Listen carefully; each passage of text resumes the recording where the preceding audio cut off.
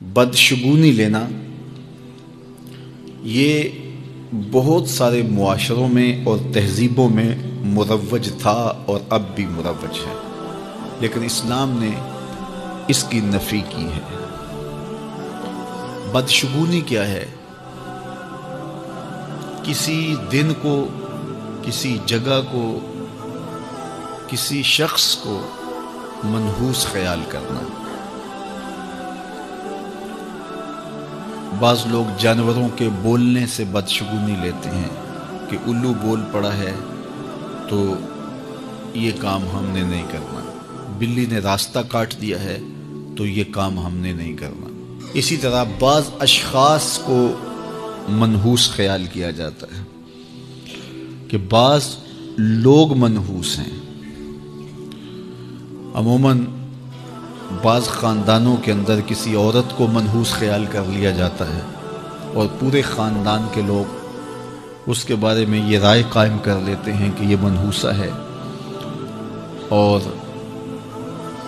یہ اگر صبح صبح اس سے ملاقات ہو گئی تو پھر سارا دن خراب گزرے گا۔ تو یہ ایک تصور ہے بدشگونی کا جو ہماری معاشرت کے اندر پایا جاتا ہے۔ جاہلیت کے زمانے میں یہ ساری چیزیں موجود تھیں۔ آقا کریم علیہ السلام تشریف لائے تو آقا کریم علیہ السلام نے ان ساری چیزوں کی نفی کی اور اللہ پر توکل کرنا، اللہ پر بھروسہ کرنا سکھایا۔ علماء کی صحبت میں بیٹھنے والے لوگ کافی حد تک ان چیزوں سے بچے رہتے ہیں۔ عام لوگوں کی زندگیوں کے اندر یہ چیزیں موجود ہوتی ہیں۔ جاہل پیروں، ملنگوں اور یہ بنگیوں چرسیوں کے پاس بیٹھنے والے لوگوں کے اندر تو کوٹ کوٹ کے یہ ہندوانہ چیزیں رچی بسی ہوتی ہیں۔ اس لیے ہمیں شریعت بیضاء کے مطابق ہی اپنی زندگی گزارنی چاہیے اور اپنے نظریات شریعت سے ہی لینے چاہیے۔ اہل علم کی صحبت میں بیٹھنے سے نور ملتا ہے اور حقیقی رستہ نصیب ہوتا ہے۔ تو کسی کو منحوس قرار دے دینا یہ ہماری اپنی اختراع ہوتی ہے، ہمارا اپنا وسوسہ باطن ہوتا ہے۔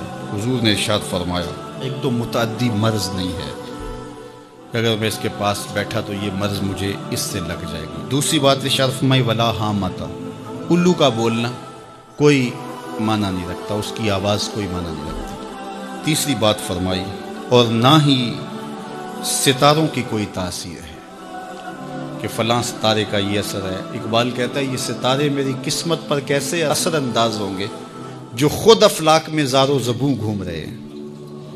وہ بعض کہتے ہیں ہاتھ کی لکیریں کام کرتی ہیں، جی یہ تیری ہاتھ میں فلاں چیز کی لکیر ہی نہیں ہے، فلاں کی لکیر ہی۔ وہ بیٹھے ہوتے ہیں نا فٹ پاتھ کے اوپر پروفیسر بابا جو قسمت کا حال بتاتے ہیں، 10 روپے لیتے ہیں، تو وہ بتا رہے ہوتے ہیں تیری قسمت میں یہ ہے، تیری قسمت میں یہ ہے، تیری قسمت میں یہ ہے۔ وہ کسی نے کہا قسمت تو ان کی بھی ہوتی ہے جن کے ہاتھ بھی نہیں ہوتے۔ تو یہ لکیروں میں قسمت کو تلاش نہیں کیا جا سکتا۔ جب بچہ شکم مادر میں 120 دن کا ہوتا ہے، صحیح حدیث میں آتا ہے، فرشتہ اس کی عمر بھی لکھ جاتا ہے، اس کا رزق بھی لکھ جاتا ہے، اس کا شقی و سعید بھی ہونا لکھ جاتا ہے۔ لکھ دیا گیا، قلم اٹھا لیے گئے اور صحیفے خشک ہو گئے، اب کوئی نہیں لکھا جائے گا۔ تو جو شکم مادر میں لکھا گیا۔ اور چوتھی بات اللہ کے محبوب نے فرمایا کہ سفر کچھ نہیں ہے۔